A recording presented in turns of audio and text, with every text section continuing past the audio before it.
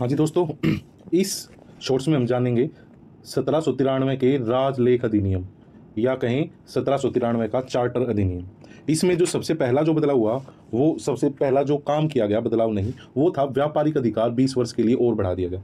आपको पता है 1773 में आया था। 1773 में जब समय वो रेगुलेटिंग अधिनियम आया, रेगुलेटिंग एक्ट आया, तो उसमें कंपनी को क्या दिया गया था, 20 वर्ष का टाइम दिया गया था ट्रेड के लिए कि भाई कंपनी 20 साल और यहाँ पर राज करेगी।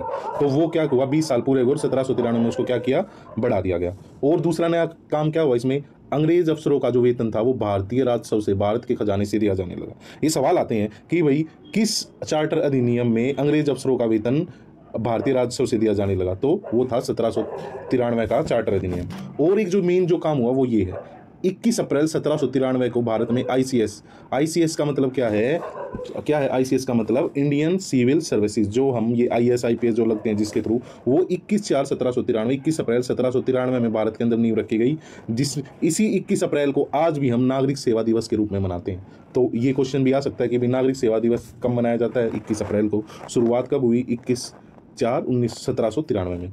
फादर ऑफ आईसीएस किसे कहा जाता है, इंडियन सिविल सर्विसेज का लॉर्ड कॉर्नवालिस। ठीक है, ये कौन थे, ये बंगाल के सेकंड गवर्नर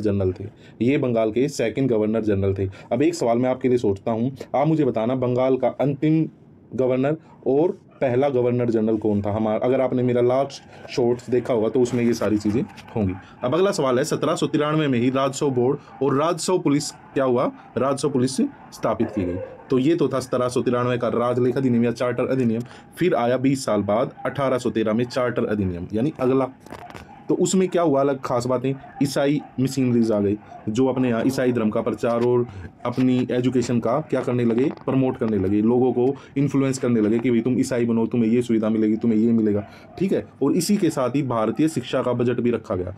तो ये आता है क्वेश्चन, किस चार्टर अधिनियम के तहत भारतीय शिक्षा बजट लाया गया, तो वो था 1813 का। और इसका अमाउंट भी था, वो कितना था, 1 लाख रुपए। कितना था, 1 लाख रुपए। कंपनी का एकाधिकार, जो सबसे मेन जो चीज हुई, ये 3 मेन चीजें हुई हैं। पहली ईसाई मशीनरीज आ गई, भारतीय शिक्षा का बजट आ गया, और जो तीसरा सबसे जबरदस्त काम हुआ, जो पिछले 40 साल से चला रहा था, कंपनी को जो एकाधिकार मिला हुआ था व्यापार करने का, वो खत्म कर दिया गया।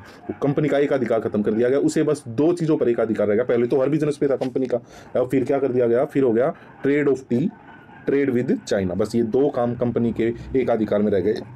अदरवाइज सारे काम जो है वो ब्रिटिश से और अंग्रेज आकर और कंपनीज भी आकर यहाँ पे करने लगी। ठीक है, तो ये थी आज की हमारी क्लास। मिलते हैं नेक्स्ट टॉपिक पर।